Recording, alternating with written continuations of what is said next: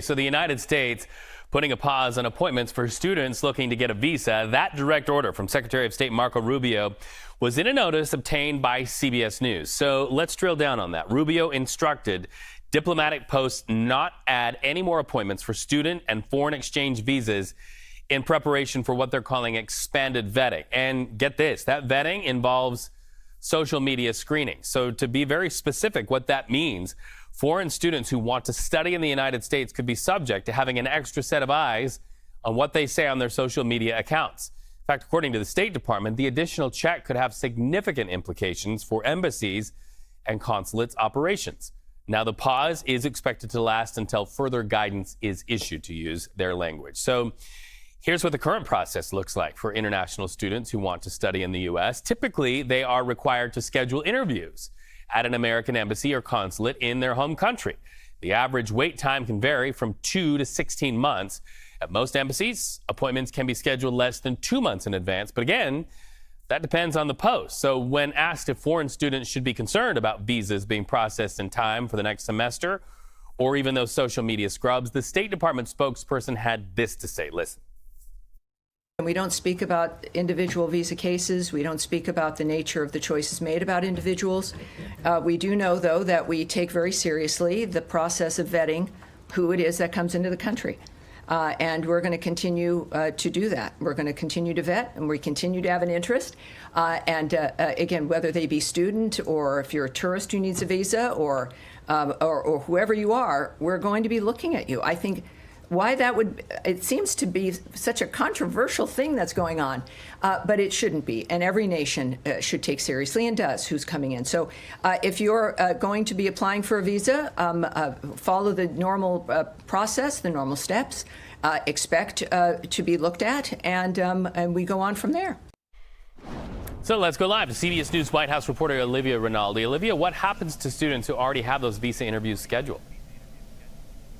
Well, they can still have those interviews. The White House says that this pause is just on those new interviews. But as you laid out there, this is a process and a timeline. And Reed, you know that early in May, students have to tell the universities whether or not they'll be attending. That includes international students as well. So there could be a scenario where some students have told colleges or universities they plan to attend in the fall, but may not have gotten that visa scheduled appointment, and therefore they're not able to say whether or not they can come to the United States and attend that university because they're unable to attend a visa. You also mentioned those increased screenings on social media. Students who are applying for visas already have to give their social media handles, whether that be X or Instagram or Facebook, when they're applying for a visa. But now it seems like there's going to be a greater monitoring of their social media platforms. And we know this is coming as this White House has made an increased effort to really crack down on anti-Semitism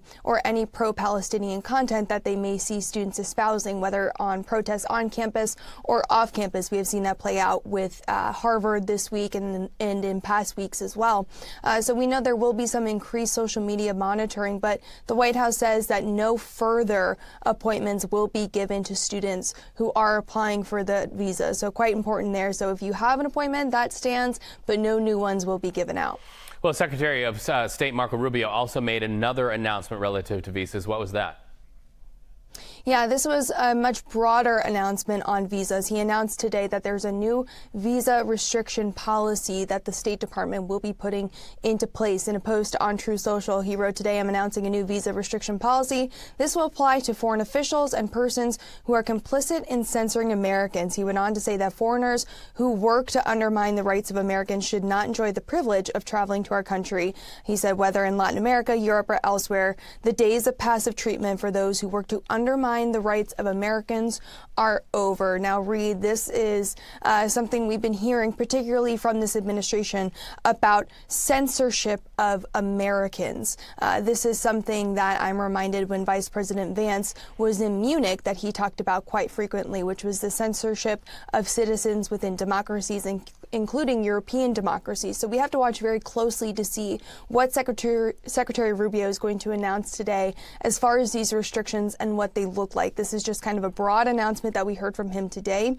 We'll be following up with the State Department to see the specifics exactly, who this applies to, how long it applies to, what kinds of visas. Of course, we know there are many kinds of visas. And he said this will specifically apply to foreign officials. So curious to see exactly who he's referring to there. And it's quite notable that he also said Latin America and Europe. Of course, we have allies in both of those regions, but no mention of Asia there or the Middle East. So curious to see who exactly this will pertain to. All right, I got to ask you about this from your vantage point there in our nation's capital, Olivia. We've heard that popular phrase, the doghouse, when somebody's in a little bit of trouble. Elon Musk, you could call it the Doge House. He had some words that were sort of detracting from what President Trump has pushed for, even made personal visits to Capitol Hill to push for, and that is the so-called big, beautiful bill. Any fallout from Elon Musk being less than warm about that bill? Well, we heard Elon telling our CBS News correspondent that he was disappointed by the big, beautiful bill. Take a listen specifically to what he had to say about that in this interview. So, I was disappointed to see the massive spending bill, frankly, which increases the budget deficit, not just decrease it, and undermines the work that the Doge team is doing. I actually thought that when this big, beautiful bill came along. I mean, everything he's done on Doge gets wiped out in the first year. I think a bill can be big or it can be beautiful, but I don't know if it can be both. My personal opinion. So there you hear him saying he's disappointed by the spending bill because it does undermine the Doge cuts, which work to cut spending in Washington. Also, as you mentioned, Elon Musk has been going back and forth from the White House to Capitol Hill, talking with Speaker Johnson, talking with senators about this bill. So it's quite notable that he's saying he's disappointed by the size of it. We have not heard a reaction from the White House yet, but Reed, right before I came here to talk with you, I did check Truth Social, which is often what I do throughout the day. And the president had posted a couple articles about his big, beautiful bill and what it does. So clearly, maybe paying attention there to what he's hearing from one of his top senior advisors, Elon Musk, about this bill. All right, Olivia Rinaldi, thanks for following all of it. We appreciate you.